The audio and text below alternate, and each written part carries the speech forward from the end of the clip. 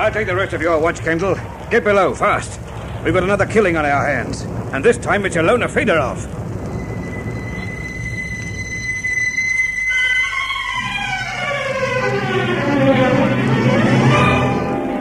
Passage of the Tangmar.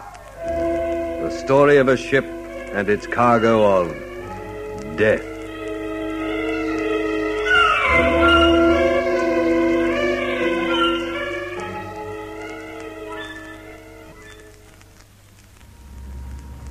I was only out of her cabin for a few minutes, Kendall. The killer must have been hiding somewhere along the companionway. I'd gone to help Major Challoner back to his cabin and to find out why no one was on guard outside tonight. When I came back, I found her like this.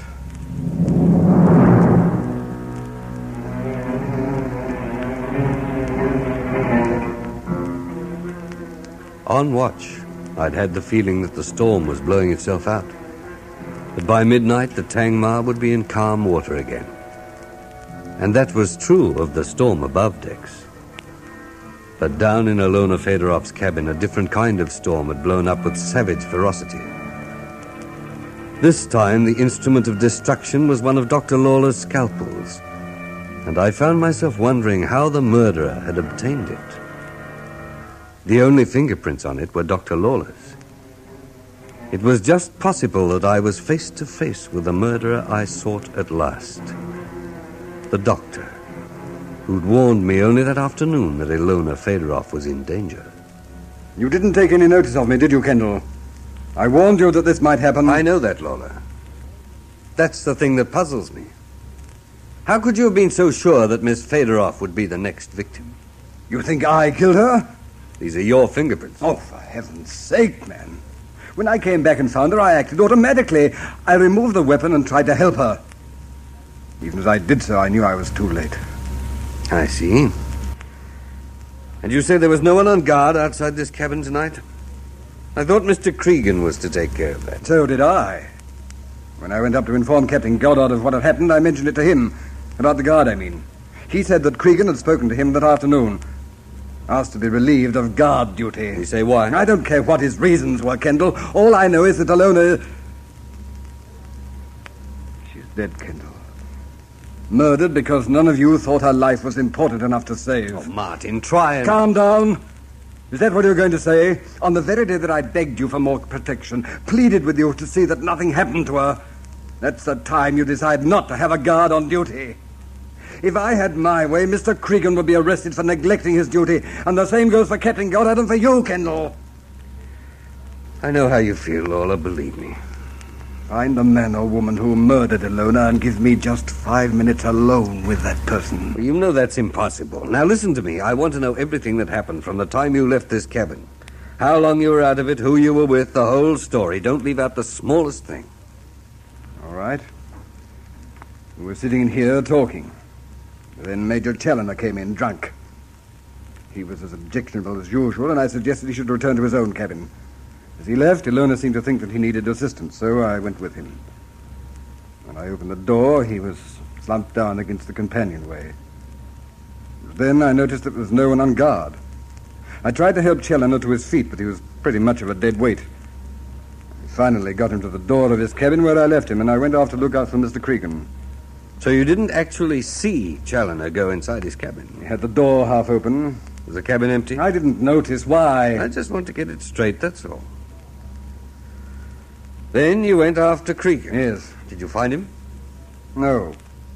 I knocked on his cabin door and there was no answer. I was going to try to open the door when one of the seamen came along the companionway and told me that Cregan was down in the engine room and that I'd better not disturb him, not unless I wanted to be ordered back to my quarters. Cregan's been in a filthy temper ever since that business with Jones. Go on. Oh, none of this helps, Kendall. All that matters is that when I got back here, I found that this light was out and Ilona was... What I was doing while I was away from her cabin is not important.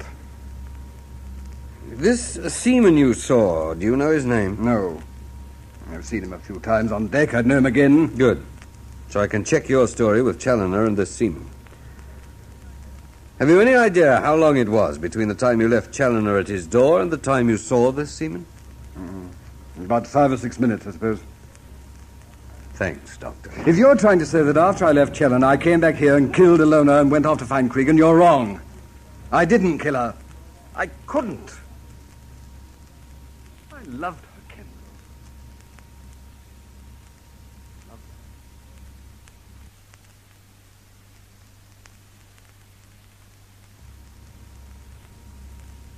Major Challoner, according to Dr. Lawler, you went to Ilona Fedorov's cabin last night and you were drunk. Is that right? I haven't the faintest recollection. Now, look here, The Challoner. events of last night are a blur to me. But you must remember something. I was anesthetized, Kendall. Purposely, I might add. This morning, I'm paying the penalty.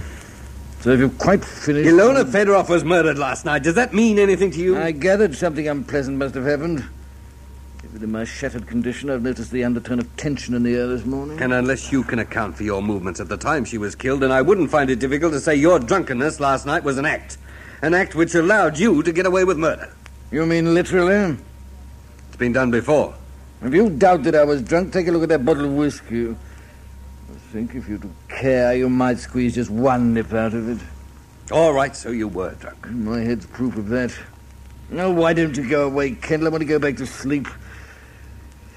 You know, you could have proved my condition by waking me up last night. I tried to. I have come in and dragged you out of your bunk, except that your door was locked from the inside. Well, does that sound as if I was in a normal slumber? It could mean that you were in here wide awake and determined not to answer the door. Dirk Kendall, my boy.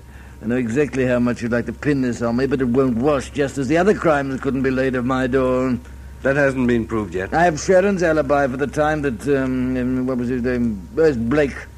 At the time he was killed. And without that alibi, you'd be under arrest now. Well, then I must be grateful to Sharon, in spite of her apparent loathing. Listen, Challoner.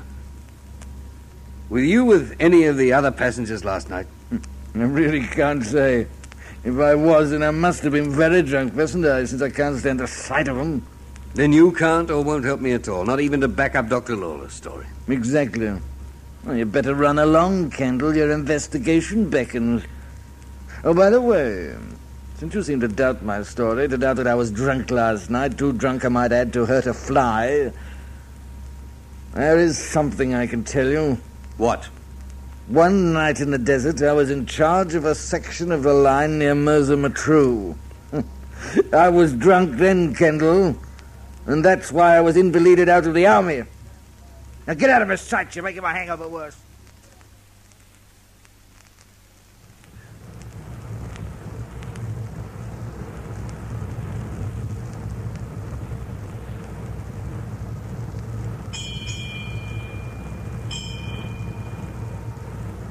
If I was a superstitious man, Quartermaster, I'd swear that storm last night was the work of a devil. Why, sir? Because the moment Ilona Fedorov was killed, it started to die out. As if the elements knew what was going to happen. And the moment it did, they were satisfied. Well, don't look at me like that, man. I'm not out of my mind. What's our rate of knots? 10, sir. And apart from losing one of the boats, no damage. Just another murder. Nothing to worry about at all. You sent for me, Skipper? I did, Mr. Cregan. I suppose you know what happened aboard my ship last night? Aye. Doesn't concern you that if you'd not backed down on your guard duty, Miss Fedorov might still be alive? I warned you of the way I felt. You had plenty of time to appoint someone else. Yeah, I know I did. And with the storm, I forgot, Chief. I went off watch last night, and I must have been asleep in a matter of seconds. Next thing I remember was Dr. Lawler knocking on the door, yelling that she was dead. And the person who killed this Peter Slavin has now got 3 murders to answer for. No, he hasn't. Or she hasn't. What does that mean? Dirk Kendall was going to see that everyone heard the truth about Slavin's death this morning. So it won't hurt if I tell you, Mr. Cregan. Colonel Hacking of Interpol sent Kendall a message informing him that Slavin was killed in a waterfront brawl and that his killer had been apprehended. So the murderer we're looking for is someone else again. Did you see this message? Aye, I did. Sparks brought it up to the bridge himself. And why has Kendall kept quiet about it till now? If it isn't some kind of trick, that is. Why in heaven's name would it be a trick? Well, he seems to dream of all kinds of schemes to find this murderer. Like the time he was waiting in his cabin, claiming he knew the killer's identity and he intended to arrest him. That was the night Blake was killed. It's no trick this time, it's the truth. I saw that message with my own eyes. Look, I know how you feel all about this, Skipper. We've sailed together a long time now, and, well, I'd have liked our last voyage to be one we'd look back on with pleasure. Pleasure? Commanding a floating morgue. Yeah, maybe if I had been on guard duty last night, Miss Fedorov would be alive now. But there have been other times when she would have been unprotected, Skipper. You know that. We can't follow them around 24 hours a day. It's an odd thing, Chief, but after the first shock, it's almost as if we're following some kind of predestined pattern. I'm beginning to wonder if any of us will be alive when we reach Jamaica. I'd give my right arm to bring her back. And I wish you'd have thought the same last night, when you allowed that damn fool accusation of a man like Jones to stand between you and your duty. Now listen to me, Skipper. While we were in that storm, the engines needed my full attention. If I hadn't been down there tending them, watching that shaft bearing with my heart in my mouth the whole time in case it seized up, then maybe none of us would have been here this morning. If you can't trust your officers... Trust them! Of course I trust them. While I can watch them. While I can see that they're carrying out my orders. I stepped out of the engine room for 5 minutes last night. And when I got back, that shaft bearing was red hot because a full of a greaser had forgotten to use an oil can. So remember that, Captain Goddard. My job is to tend the engines of this ship, not to find murderers.